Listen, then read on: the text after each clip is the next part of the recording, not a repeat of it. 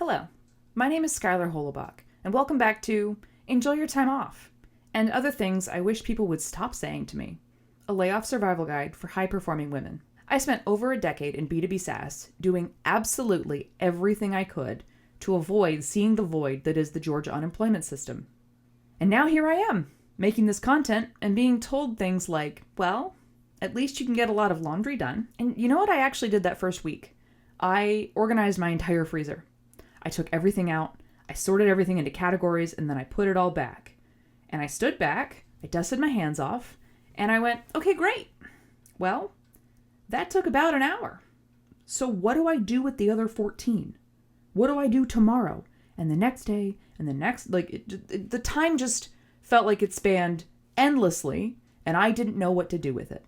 The thing about advice like, well, at least you can get the laundry done, is that the person saying it genuinely thinks they're being helpful. And the only silver lining they can find is that you now have time for domestic tasks.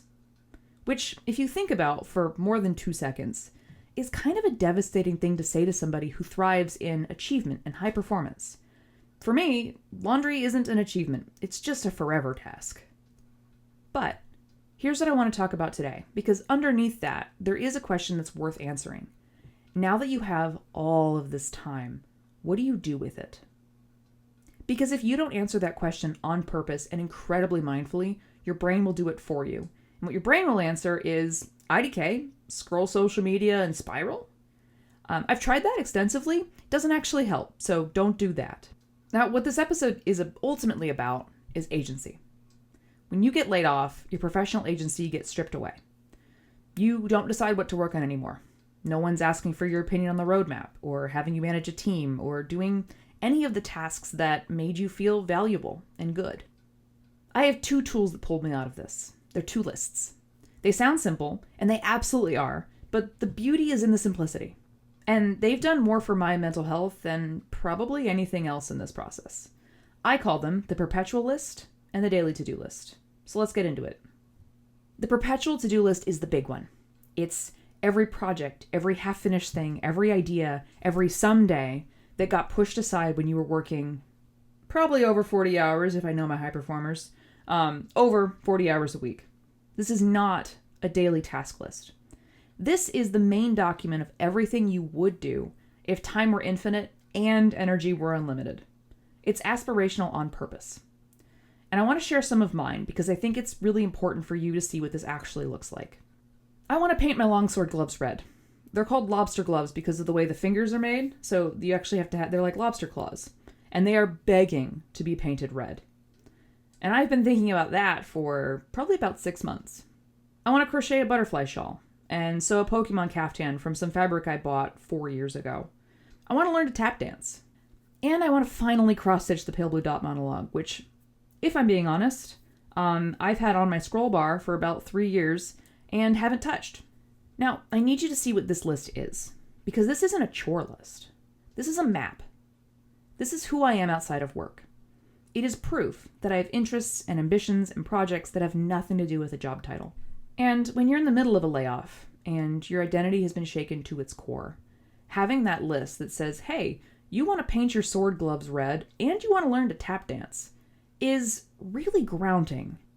I cannot recommend the perpetual to-do list enough. It has done so much for me in terms of like rebuilding my identity and remembering who I am and what I want. And it's done a lot for me actually being able to get stuff done around the house and keep me off of Instagram. So it's had multiple purposes. So I would highly recommend starting yours today. And I would say put everything on it. Like the silly stuff and the serious stuff and the stuff you're a little embarrassed to say out loud. I would especially put that stuff down. It's kind of weird and embarrassing for me to say I want to learn to tap dance, and yet here I am, still standing and fine. So do it. Now, second is your daily to-do list. And it does completely different work. The perpetual list is about ambition and identity. The daily list is about not losing your mind. When you have a job, your day has structure built in. You've got meetings and stand-ups and deadlines. You've got to have lunch at a certain time. Somebody scheduled something at 1 p.m., and so now you've got to prep and do all the other stuff, whatever. And when you lose your job, you suddenly have to build that structure yourself, which can be incredibly difficult, especially if you have ADHD, but even if you don't, it's just a hard thing to do and figure out. So I want to share what my daily to-do list looks like.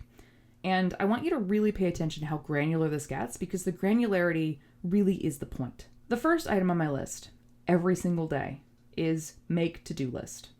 And then I immediately make the to-do list and I cross that line item off. And I'm aware that sounds really weird, but there is research behind it.